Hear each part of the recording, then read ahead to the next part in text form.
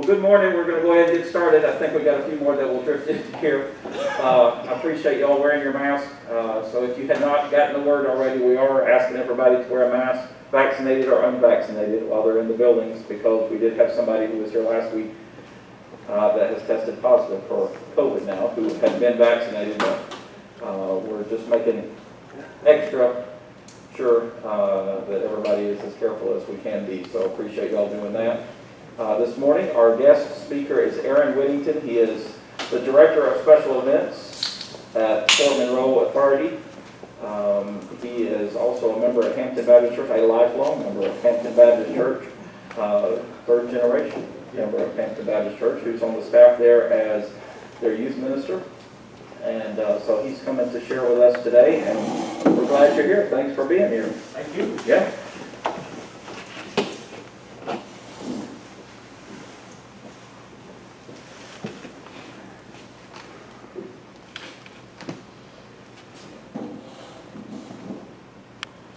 I've been told I'm okay as long as I'm standing here.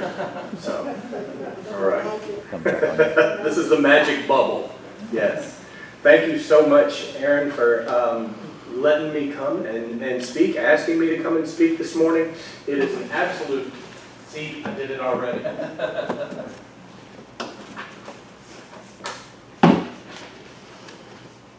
It is an absolute pleasure to be here with you this morning to not only share this history, but to also try and take it and relate it to our own personal journeys and our own walks with Christ.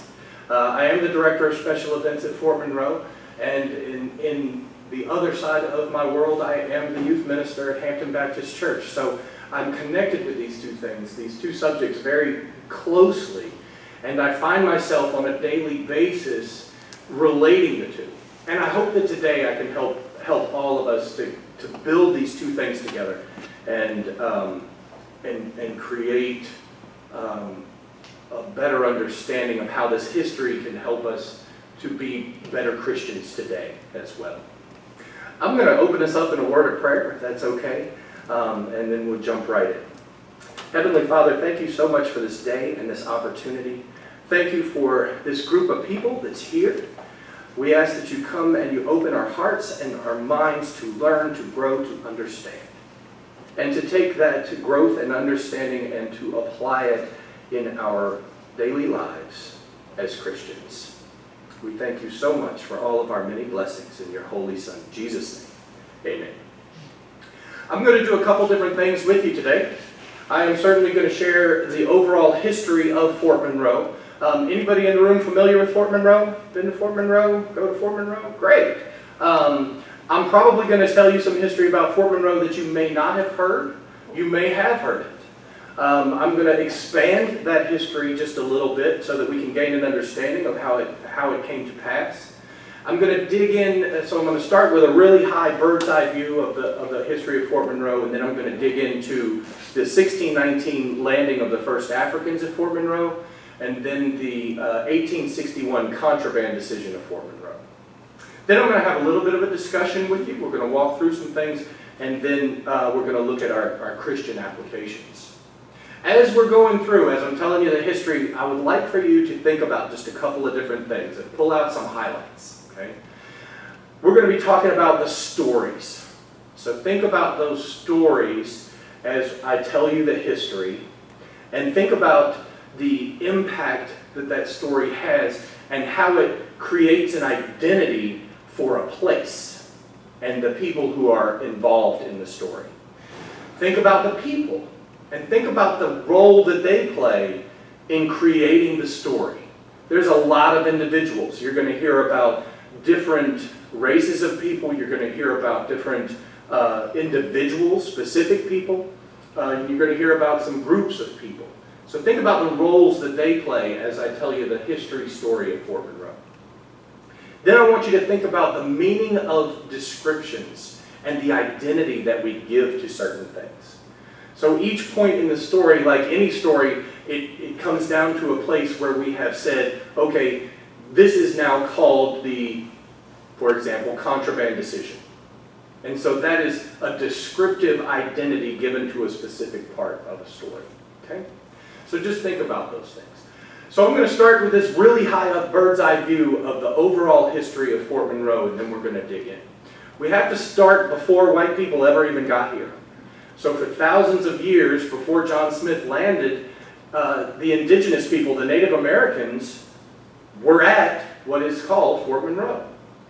They would come there during the summer months and they would hunt, they would fish, they would gather oysters, and then they would take those things and they would go back to the mainland in and around Hampton.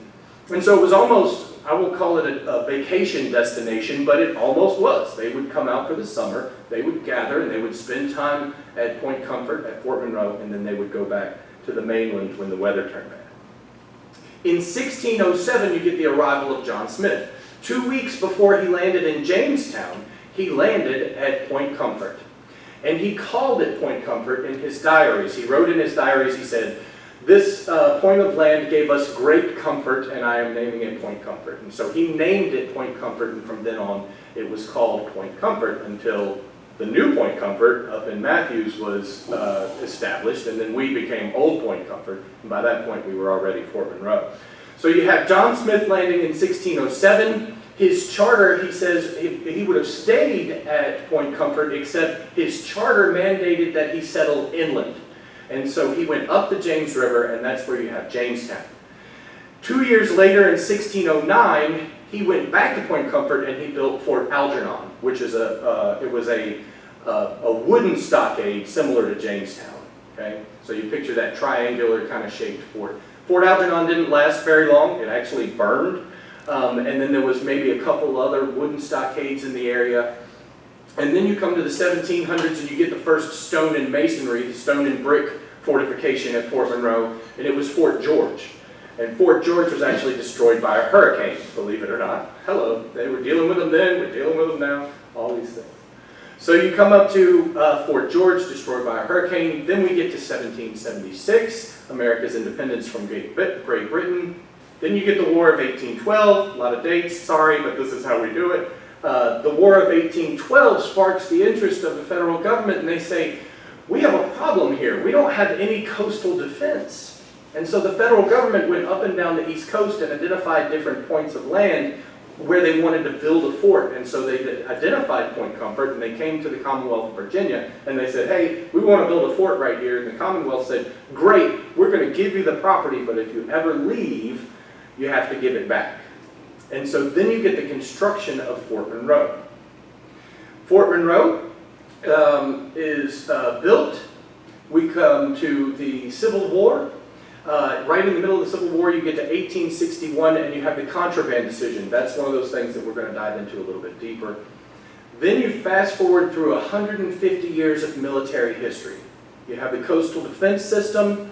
You have the Coast Artillery School. You come to Konark. You come to Tradoc. And then you come to the BRAC closure in 2011. So that's 150 years of military history at Fort Monroe that we're not really going to dive into today. But as part of the Fort Monroe Authority, it is part of our mission to share that as well. In 2011, the BRAC closure leads to the development of the Fort Monroe Authority through a couple of reiterations or variations of that.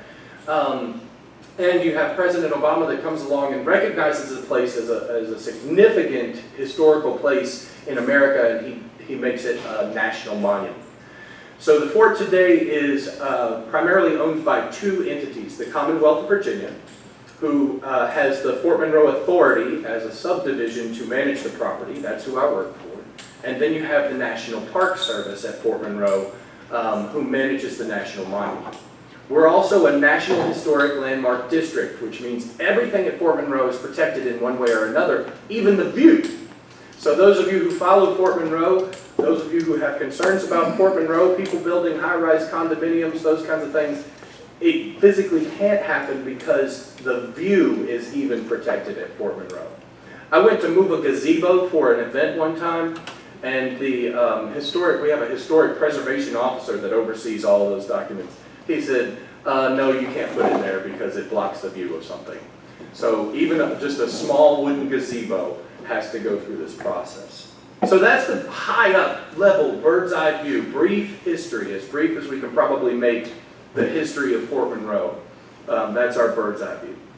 I want to go back now and I want to dig into the African history of Fort Monroe. And this is where we're going to spend our time today.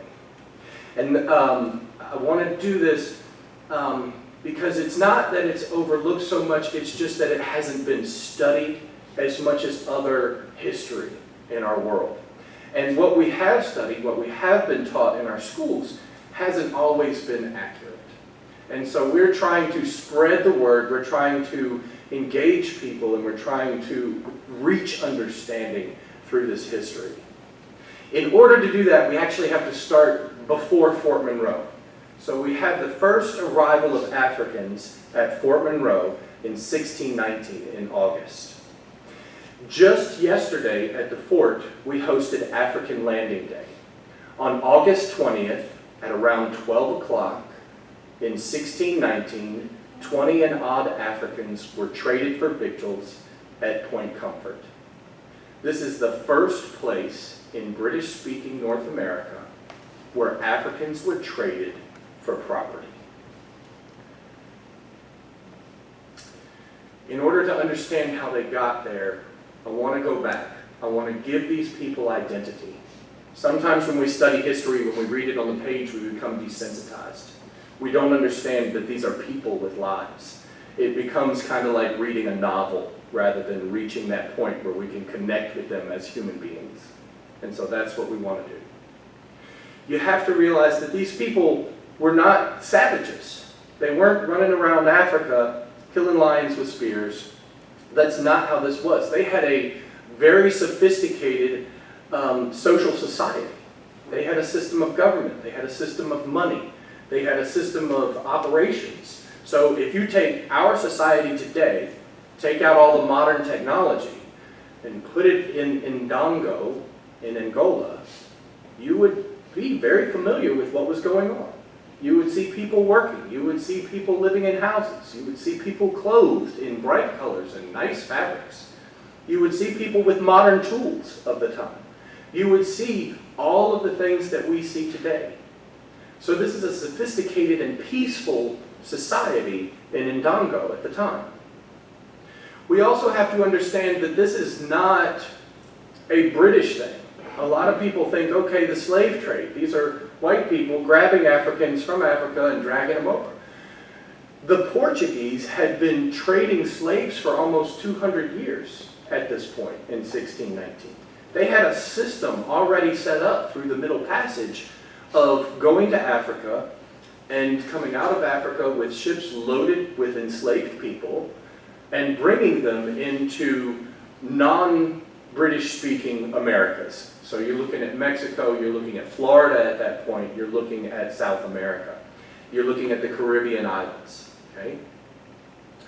So that in early 1619, the Portuguese, they had partnered with warring tribes, and they went into Ndongo, and they stole these people.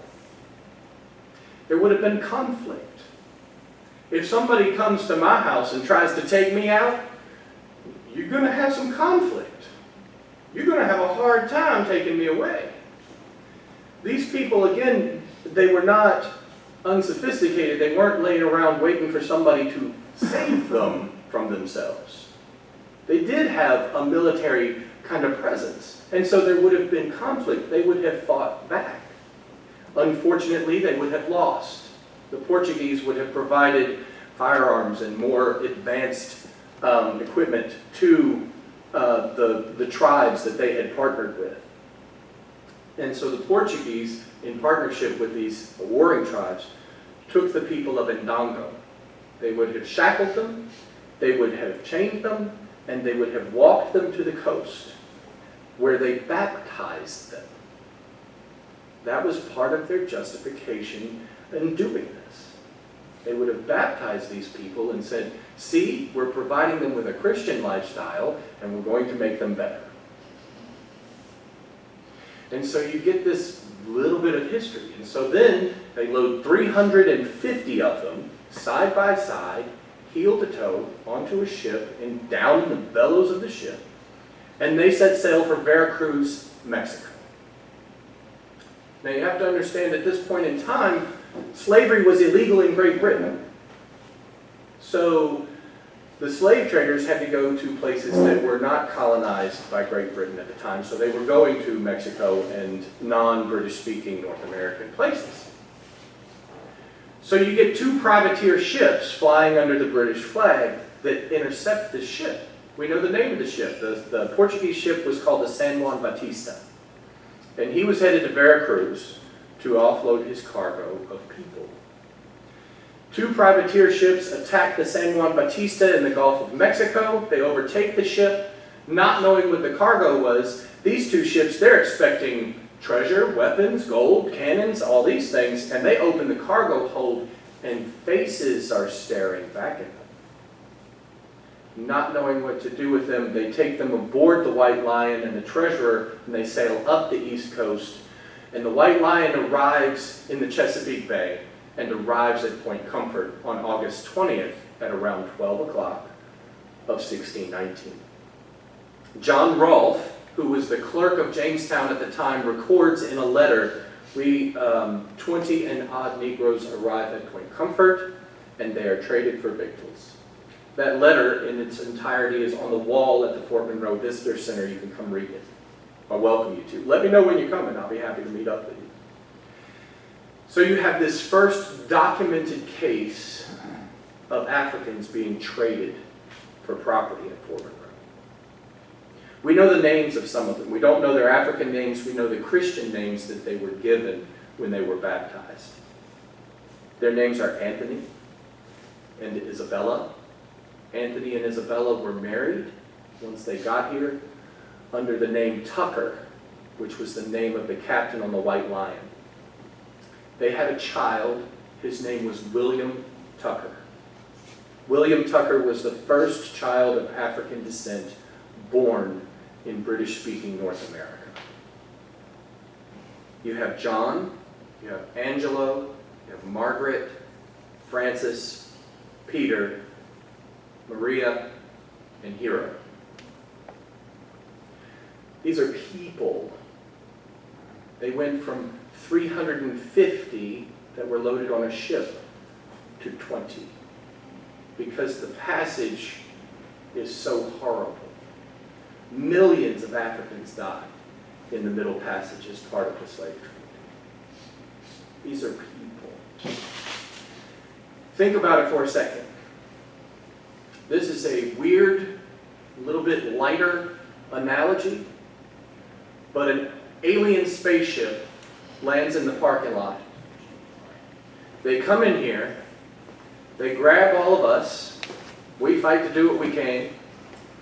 Their technology is more than ours. They load us on their spaceship and they fly us across the galaxy.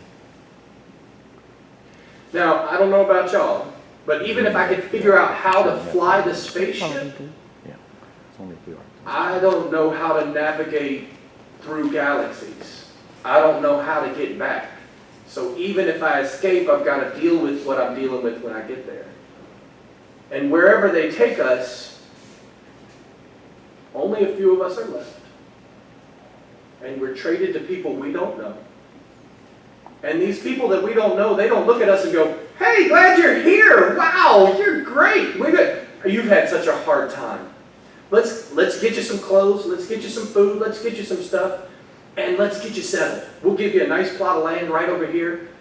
They're not going to do that. They're going to take us and they're going to put us to work.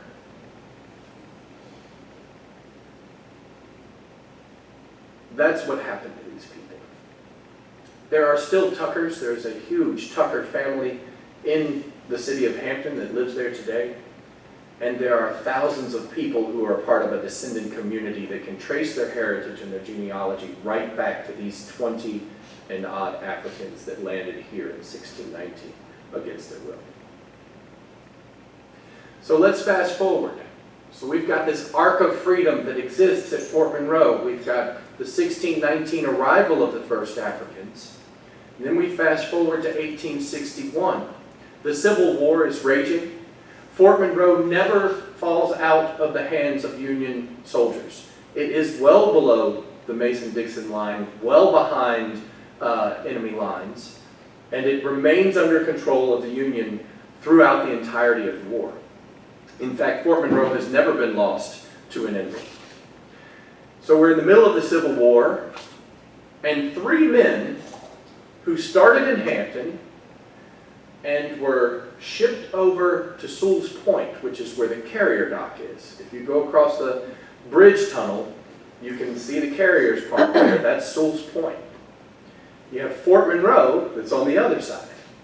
From Hampton to Sewell's Point, these men go past Fort Monroe, and we think about it, and we expand their story a little bit, and this is speculation, but I often wonder, as they were going from Hampton to Norfolk, as they were being traded and enslaved in Norfolk, did they look over at Fort Monroe and go, I bet if we make it there, that's where that Union Army is. And I bet if we can just get there, we can maybe escape bondage. I think about that. That's a thought that goes through my head every now and then when I tell this story. And so they go to Norfolk. They're enslaved in Norfolk under the Confederate Army, and one night they steal a canoe or a small rowboat, and they row at night. Now think about it. Now we have all these lights and street lights and navigational aids and things like that. The only lights that they would have seen, the only navigation that they would have had would have been, it's that way, and maybe some candles on ships or oil lamps or something like that. So they set off from Sewell's Point in a rowboat, the three of them, and they make the journey across successfully, and they land at Fort Monroe, and they go up to the gate at Fort Monroe, and they say, hi, we are seeking asylum here, can we come in? And the guards, they go over and they wake up General Butler, and General Butler agrees to take these men in overnight. The next morning, knock on the door, it's the Confederate Army, we want our slaves back. General Butler was a lawyer, and he was a smart man, and General Butler says, oh, you do? Well, now, hold on a second. So, first of all, you're not part of the Union anymore, right? So, I don't have to abide by the act that tells me that I have to return slaves, because you're not part of this government. So that's number one. Second of all, you're using these men to build ships and to fortify places, and you're using them against me? No. I'm keeping them as contraband of war. You view them as property, not as people. I don't have to return them. You don't fall under the rules of the Union anyway, and you're going to use them against me. I'm keeping them. And so what General Butler does at that time is he brings them in, he frees them to the point that they can get an education, they can worship the way they want. Let's be very clear, it's not freedom as you and I know it, and as we talk about today, it's very limited, but they are no longer enslaved. And the word that these three men had made it, Frank Baker, Shepard Mallory, and James Townsend, these three men had made it. It spread across the country like a spiritual telegraph. And 10,000 people sought their freedom at Fort Monroe because of these three men. Now these are individuals who heard about it in South Carolina some kind of way, on a small farm somewhere, and risked their whole lives in just the journey to get to Fort Monroe in an attempt to seek their freedom. As the result of that one decision, the contraband decision in 1861, we see 400 years of growth and history of people of African descent in Hampton and in our area.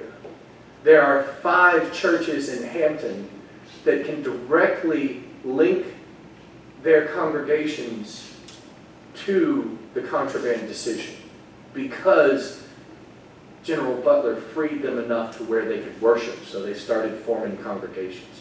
You have Queen Street Baptist, you have First Baptist, you have several other, 5 individual churches that are considered contraband churches that can be directly linked.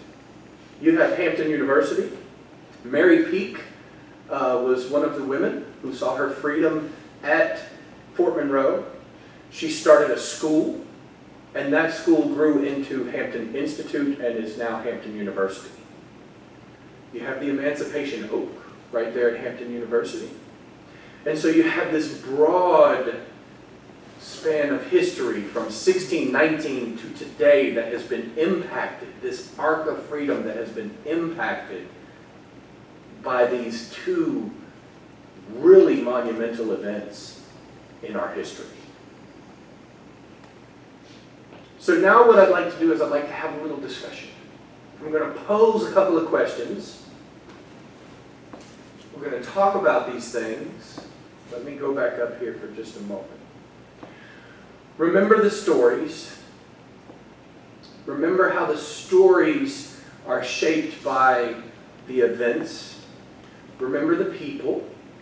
John Rolfe, General Butler, Angela, Isabel, William. You have all of these people that we've talked about. You have names like the White Lion, the San Juan Bautista. You have groups of people like the Portuguese and the Ndongo people, the indigenous people. You have all of these different people, so remember them. And then we have descriptions and what those mean. So we talk about the contraband decision is a description. We talk about the African landing as a description. We can give the fort several names. We have Point Comfort, we have Old Point Comfort, we have Fort Monroe. It's also called the Gibraltar of the Chesapeake. It's also called Freedom's Fortress. So we have all of these different descriptive names for things. So we're going to start a little dialogue, if you'll allow me. I want you to join in. I want you to participate. From whoever's the oldest in the room to the youngest in the room, if you have a comment, if you want to share, I want you to feel like you can do so. So I want to lay out some rules just for a moment. We want to create a brave space. These are heavy topics, they're deep topics, but we want to be sure that people can feel like they want to share. So I would appreciate it if you would use like I, me statements, giving your personal reflections, your personal stories. And try not to project, well, I saw this one guy one time that, or responding to other people's opinions. I, me statements, your personal story. Recognize and respect that what we're doing is personal truth. So these, when people make a statement, make sure that you recognize it for their experience. And hopefully we can gain some understanding through that. I shouldn't have to say this, but obviously no derogatory or negative statements towards other people's opinions or their personal truth. That's where they live and that's their land. So here we go. As we go through, take a moment to reflect. I'm going to give you a couple of minutes just to think about these things. So the history of Fort Monroe really wasn't forged in thunder or war or conflict or anything like that.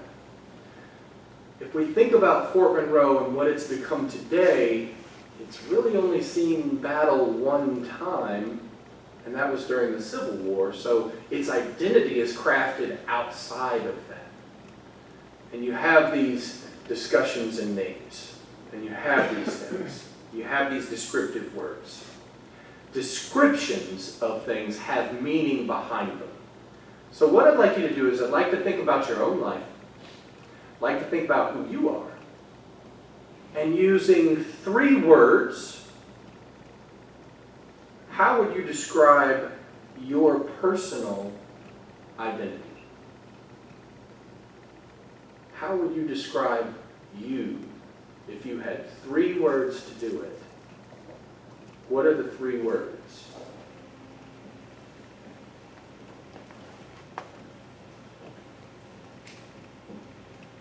And you can shout out all 3, or you can shout them out one at a time. I'm going to give you a minute. That's a hard one.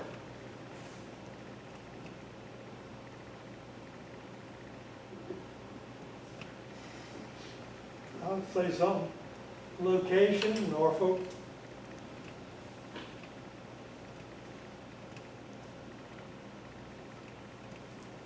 Okay? now.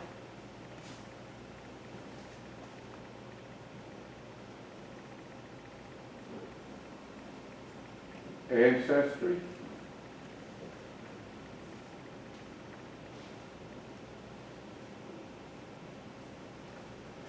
Now, I'm gonna tell y'all right now, I'm being very brave right now, writing on this whiteboard, because I'm a terrible speller.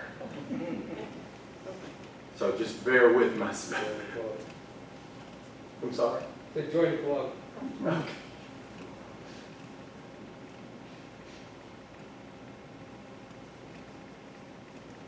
Anybody else? I'll say Christian, just, since no one else in this room would ever think of that. Just for something different, Yeah.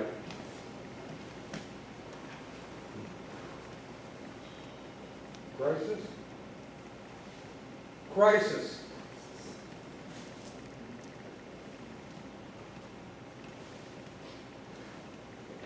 Light.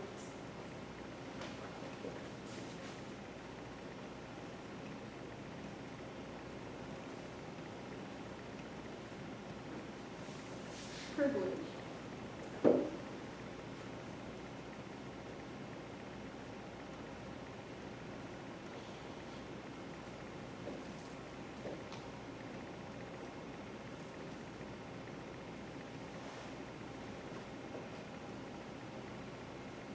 Misinformed.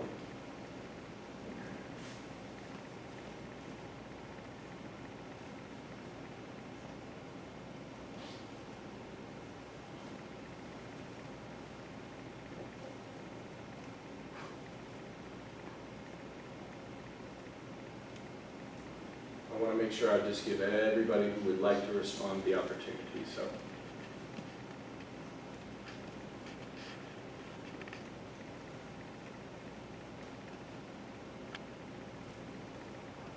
Okay. So even if you didn't respond, that's okay. I hope you have your 3 words in mind. Everything has a story. Each one of us has a story, and as you were thinking about your 3 words, you were probably going through your personal story and your personal journey and thinking about, okay, here's where I was, this is what I do, and then trying to group periods together or find themes so that you could come down to your 3 words. Fort Monroe is the place of the first African landing in North America. It has ties to the beginning of slavery. It has ties to the end of slavery.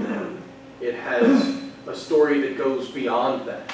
Our story now encompasses sharing that history. It wasn't the job of the Army to share history. It was the job of the Army to defend our country. And so now it's our responsibility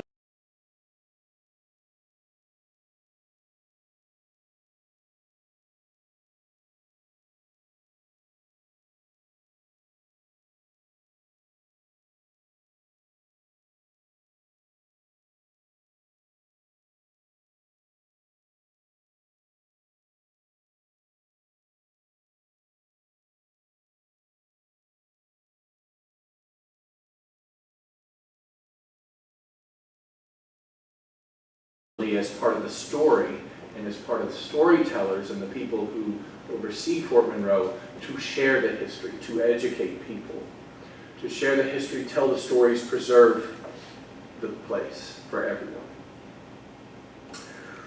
So think about your story. Has there been a time in your life when your 3 words could apply to your personal history? So think about your 3 words and tie them directly to an example in your mind. And if you have another word that you want to tie in and you'd like to share, that's fine. But I would invite you to share an example now of when one of your 3 words, or what brought you to one of your 3 words. in your personal story?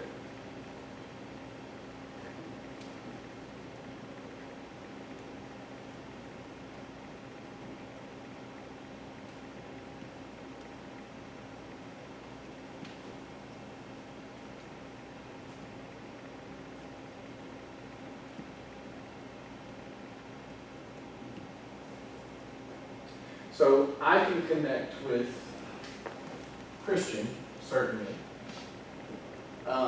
I can connect with crisis. I can connect with a lot of these, maybe not female so much, but I can connect with a lot of them. But for me personally, crisis, several years ago now, there was a tornado that went through Hampton. And I was one of 8 houses that was condemned by that tornado. And we had to move out. I would have never thought, watching the news or watching anything else or hearing about tornadoes, that I would have ever been impacted in my life by a tornado. But that tornado came right through our backyard. And it took a 200-year-old oak tree and it chopped my house right in half. And I will tell you, that will put your life in crisis.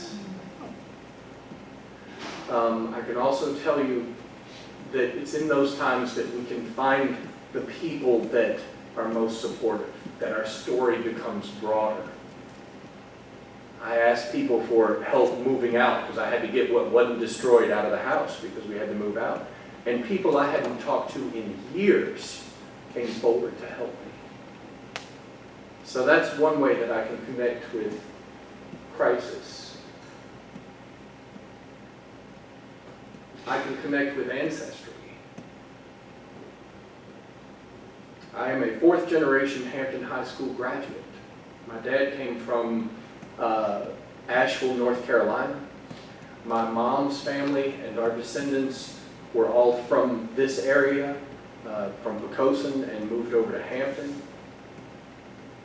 My roots run deep in this area, in Hampton in particular. I was telling somebody just the other day, we had an entertainer that I had to pick up from the airport to take for this event yesterday. And I dropped him off at the hotel and I said, look, if you need anything while you're in Hampton, let me know. I said, I'm the guy. You're not going to find anybody that can't get you what you need any more than I can. So if you have something come up, this or that, let me know. And so I was talking to him yesterday. He called me and he said, hi, I'm at Goody's downtown. It's this great little spot. They got fantastic sandwiches. You're welcome for the commercial, Goody. And he was in there and he was playing pool and he said, I was playing pool with these 2 ladies and they know you. I said, see? I said, you can't get away from me while you're in here. So I can connect with ancestry. Can anybody else? Would you like to share, make a connection? Even if your word ended up on the board.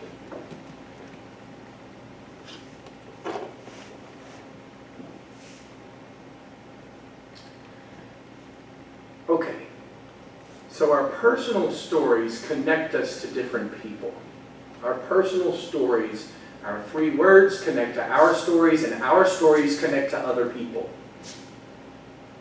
Following so far? Okay. So my next question is, what impact do you think you've had on other people's stories? What does your ethnic or cultural identity have on your perspective as it impacts other people's histories and stories? How have you connected? So from your word to your personal story, how have you connected? And what impact have you had on someone else?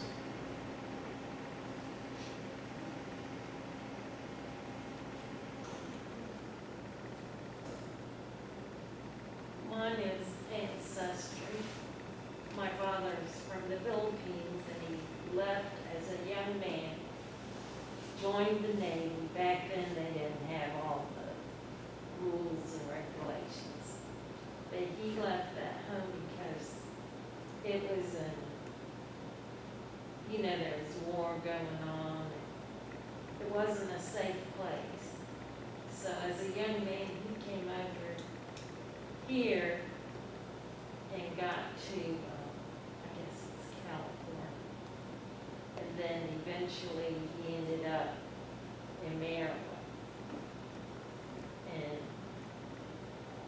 he was in a strange country. And he found out quickly how mean Americans are. And I learned the stories as he had been growing up. And I know the trauma that they had, the crisis. And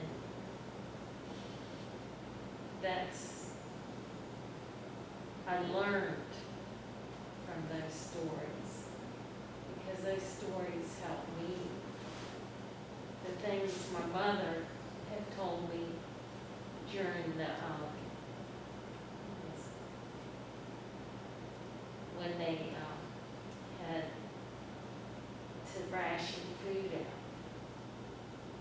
out. You know, it's just different today. It's not so far, it's not rationing food, but the Depression time. Thank you. Anyone else?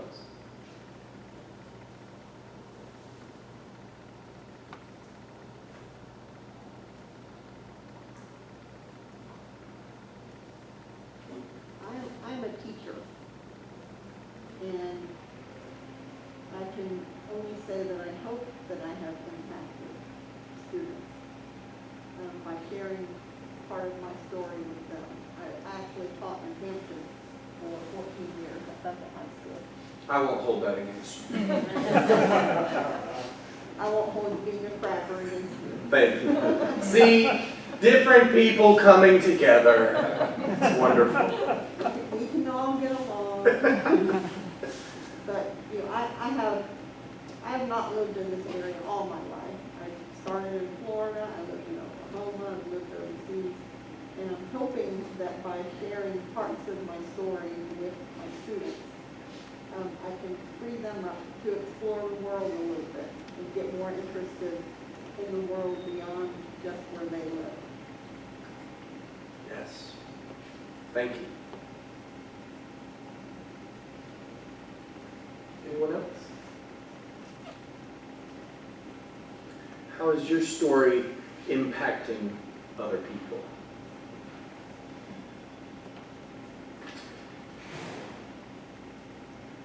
So as we talk about this, I want to bring it around and want to wrap it up with our Christian perspective. Because I think that there's a lot that we can learn from each other and our different experiences and our words as we dive into each one of these. Remember, keep in mind that everybody's word has that broader meaning. That's your description, that's your title, but the story brought you to a place where you could do that. Keeping in mind how our lives impact people outside of our own little bubble. And so what I'd like to do is I'm going to tie this over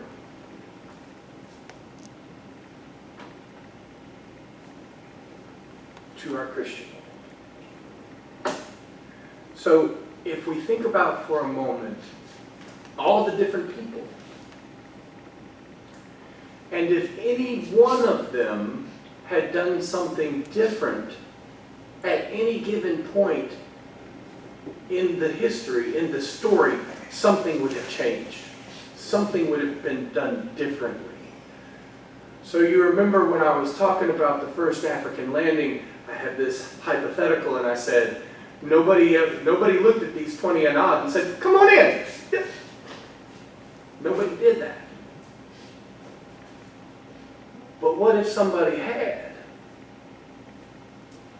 What if instead of the White Lion by chance sailing into the Chesapeake Bay, or by chance, the cargo ship that they attacked wasn't a Portuguese slave trader. It was actually a ship carrying guns and weapons and gold and those kinds of things. If at any point in time something had been done differently, what if by chance Captain Tucker aboard the White Lion said, you know what, I'm not attacking that ship. Not today.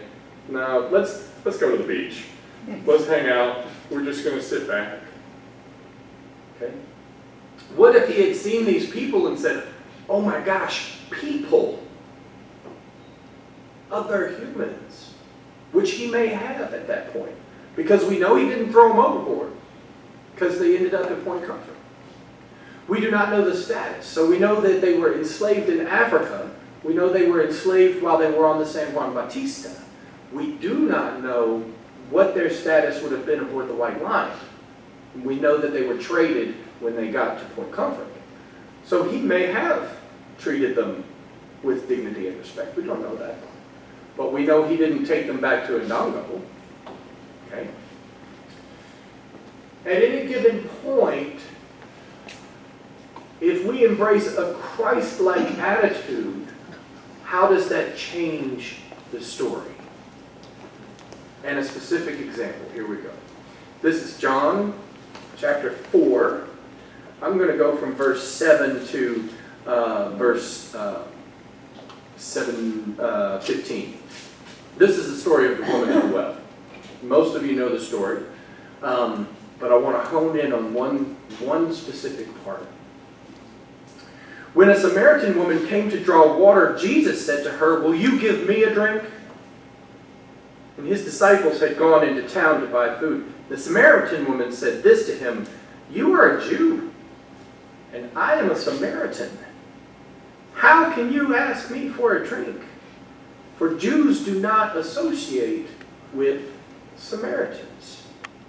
And Jesus answered her, and he said, if you knew the gift of God and who it is that asks you for a drink, you would have asked him, and he would have given you the water. Sir, the woman said, you have nothing to draw with, and the well is deep. Where can you get this living water? Are you greater than our father Jacob, who gave us the well and drank from it himself, as did also his sons and his flocks and his herds? And Jesus answered, everyone who drinks this water will be thirsty again, but whoever drinks the water I give him will never thirst. And indeed the water I gave will become in him a spring of water, welling up to eternal life. And the woman said to him, sir, give me this water, so that I won't get thirsty and have to keep coming here to draw water. I want to hone in on one little bit. Two little bits. 5 or 6 little bits. The whole thing. Have a good day. No.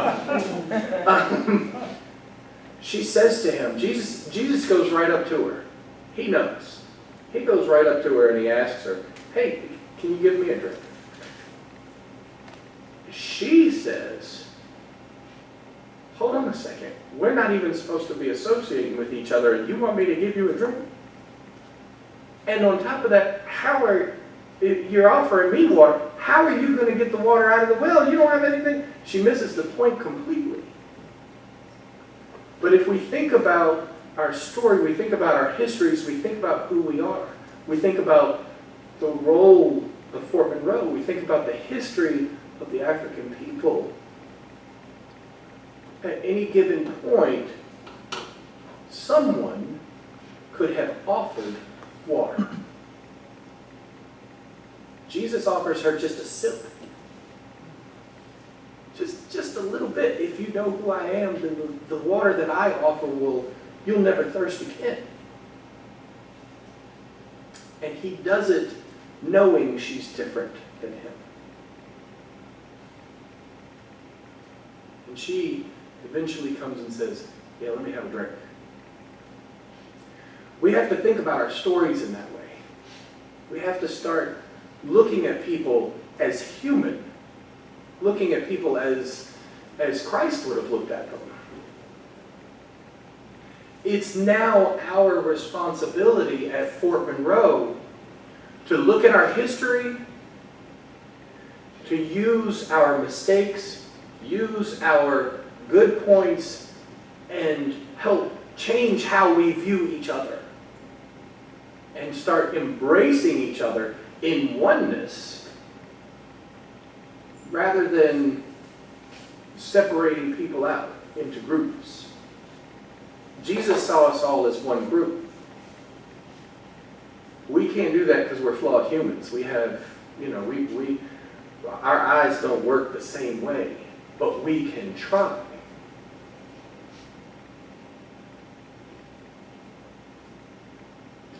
For us, understanding the history that I shared with you today allows us to change our vision a little bit.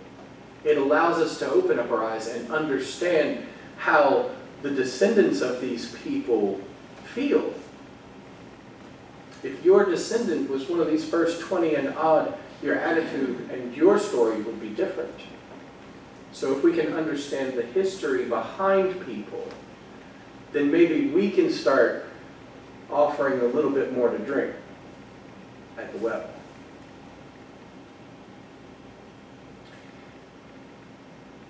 It's really kind of that simple, right? That's why we're here as Christians. That's what we're here to do. Simply put, is to love God and love each other. And by understanding this history, by understanding where other people come from, it makes it easier for us to do that. Would anyone like to share anything else? Or go back to your word, or share your story? Or does anybody have any question or comment with the few minutes that I have left? We need to have more compassion and kindness to all people, not just your close friends, but you need to extend it to your enemies. Well, not enemies, strangers, because you never know how much that kindness and compassion go. That's right. And I stress that because my middle son, we would come out of Burger King and there was a homeless guy. He'd go back in and buy food and bring it out to him. And he got that through example, the kindness and compassion. You just can't be, it goes along. It does. I have a two-part question. So you're a fourth generation Hampton person, Hampton High School person. Growing up in Hampton and with all those connections in Hampton High School, how much of this story of Fort Monroe were you familiar with before you started working at Fort Monroe? Did you learn this at Hampton High School? Did you hear these stories about what you shared with us today from relatives, from other people, or from being in Hampton? So this particular history, I didn't know until I started working at Fort Monroe. This history has just recently been included recently within the last year and a half, been included in the curriculum for the state school system. So I learned about Jamestown. I learned about slavery. I was also very fortunate that I grew up in the Hampton City school system. So many of my friends were black, were of African descent. And so I grew up kind of, at least on a surface level, observing the culture and interacting. And so the emotional side of me about this connects to all of my friends that I have and all of those people. But I didn't learn this history of Fort Monroe until I started working at Fort Monroe. So then my second part of the question is, would you say, based on the talks and things you've led at Fort Monroe and other places, that is a common experience, including with people who have maybe lived here all their lives, maybe grown up, maybe haven't even been to Fort Monroe and have no idea about that history, or you think this is something that is more widely known? So it would not surprise you the amount of people who show up at Fort Monroe and have no clue. They just do not know. And that's why it's part of our mission. That's why if you come to Fort Monroe, if you come to our programs, you'll hear us constantly talk about the African landing and the contraband decision because they've never been talked about before. I would say that it's common in this area for a vast majority of people, depending on where you went to school or what district you were in or things like that, to grow up in my same situation where you had a lot of black friends and you had people who were sharing their experience with you. If you go to other parts of the country, you're going to find that's very different. You're going to find that if you go to other parts of the country, that slavery wasn't even really taught in the school system. That they might not have heard about slavery until they got to late middle school or high school, and it was, in a lot of cases, really brushed over and glossed over and not talked about a lot. Here, in my experience, we talked about it from a very early standpoint. It was first, second, third grade where we were learning what slavery was and learning about enslaved people. Well, I think it goes back to your discussion around how things get described, and even the fact that some things don't get described at all. So, I mean, I know a lot of history. I read a lot of history. We all know Williamsburg. We all know Jamestown. We all know the Monitor and the Merrimack, because those are kind of the famous highlights. The stuff you're sharing today, I've heard little to nothing about. And so, and it's as significant or more significant than some of those other things. So things get lifted up and things then disappear. It's all part of history. But it's interesting what has, and there's choices that get made as to, we're going to talk about this, but not that, or we're going to emphasize this and not that. So I think that's part of that ongoing discussion is, when we talk about history, this is not new history. This is not something that has been made up yesterday, but it's just not history that was ever learned in the way that we learned a lot of the other stuff. That's exactly right. And how many of y'all know the history, what happened between Jamestown and Williamsburg, Colonial Williamsburg?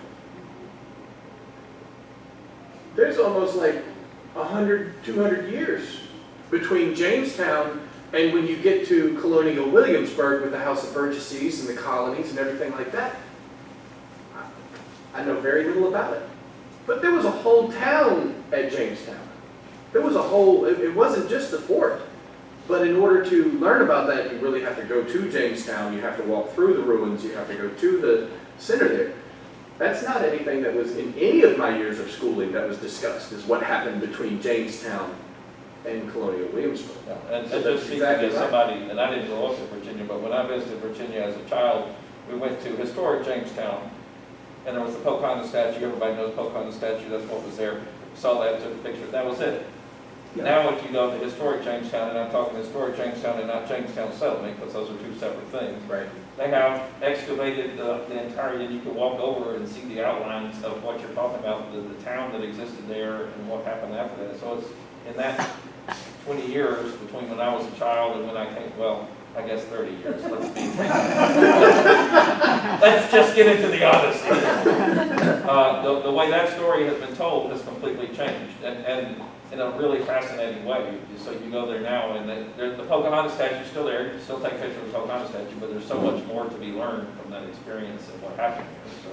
That's right. And one of the things that we've realized is that, for the way that history has been told is that the first enslaved people landed at Jamestown. And what we have found out is that the first enslaved people have landed at Point Comfort, at Fort Monroe. And that's part of the shift in the narrative, and that's discovering old history and sharing that. And it takes 20 or 30 years to get these things out and get them rolling. We're just very fortunate that we've been able to get the story into the curriculum as early as we have. I like the way you have framed this as history being a series of choices made by various people. They chose to attack the ship. They chose all the different choices. And General Butler made a good positive choice that if he had chosen differently in terms those slaves away, the whole history would have been different. Right. Which I think brings it to us, what choices are we making on a daily basis? And how can that change our history or other people's histories? It kind of shows to me the importance of our daily choices and interacting with other people. That's right. That's just like Jesus at the well. Right, You know. right, ties that all together. I like how you framed that, it's giving us something to think about.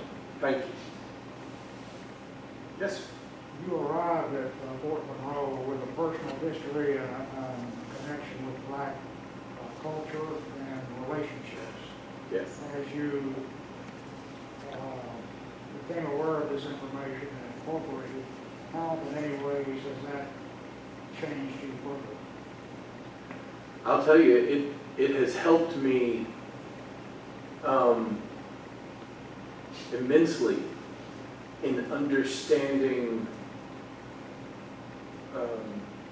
This is a hard one. A lot of that anger that people of color bring to this type of conversation, or to when you're talking to them and you come to someone and they say, well, I'm still not free. It has helped me to understand why they get there,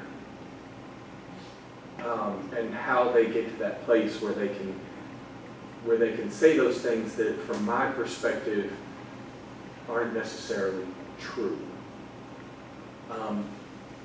It has helped me to understand this idea of privileged, which I think we all, I admittedly, I struggle with that term. And the reason I struggle with that term is because my dad was an auto mechanic. I grew up in a blue-collar home. I've worked a real job since I was 16, legally able, and I was taught the value of go out and work. If you want to get something, you have to work for it. So everything I have, I've worked every day to get to. I wasn't given anything. But there is privilege beyond stuff, too. And so when people become angry, or they tell me I'm privileged or something like that, I'm privileged because my ancestors weren't stolen. And so it helps me to understand just a little bit. And it helps me to relate to my friends a little bit better.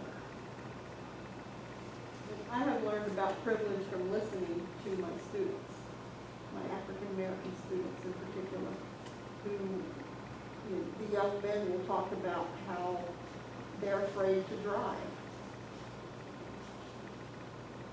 I'm driving, I do something wrong, I get pulled over, I get a ticket.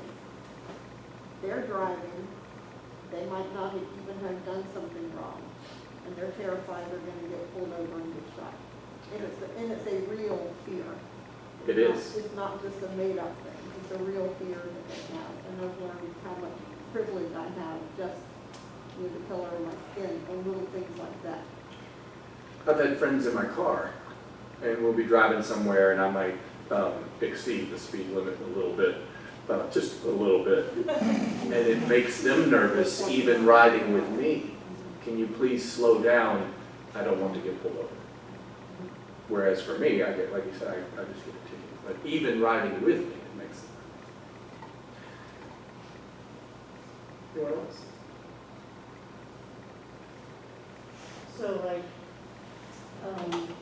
my history, my ancestry comes from Poland. My great-grandfather served in the Prussian Army. So when they immigrated to Ellis Island, they spoke Polish. Immigrated in and then moved to Chester, Pennsylvania, had to get a job. My great-grandmother was pregnant with my grandfather and died just shortly after childbirth of influenza and pneumonia. But non-native speakers, that leads into that privilege because they're trying to communicate, I need food, I need water, I need, grocery, they have no way, so they moved to Chester, Pennsylvania, because that's where a Polish conglomerate had gathered, and so they could speak with each other. And then there were people there that could speak, English, very broken, but, then my grandfather and his brother were thrown into school because Dad had to work. There's no daycare, so they're thrown into school, non-native speakers. There you go, enjoy. So just rough. And And that connects to my students today. Yeah, I teach English as a second language. Mhm. And that connects to my students today and their families who are just trying as hard as they can just to survive. right. And so the conversation connects back to what you were saying. And let's be clear, this is not a black or white issue. This is a significant part of history that we can learn from. And if we want to set a Christ-like example, making choices for all of us, not just black, not just white, not just Puerto Rican, not just Polish, but for all of us. And you'll hear me, if you talk to me long enough, you will hear me refer to all of us as human.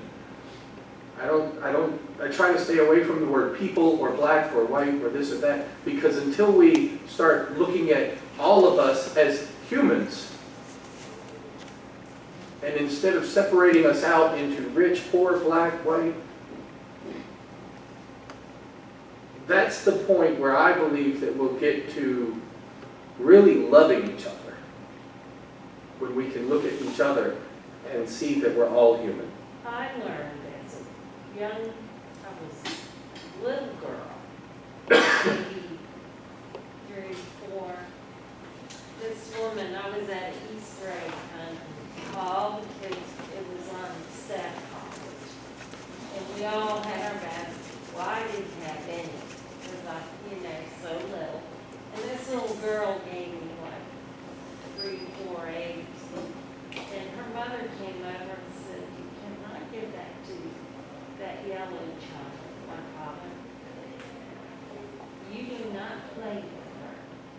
And I remember being just shocked as a little one to learn that prejudice is whether you're black, white. And I've carried that. I did not know my daddy was different as a child. I saw my daddy wasn't different than the other friends he had. He had friends that were Filipino, married to an Italian, married to a French lady. I did not know my daddy was different.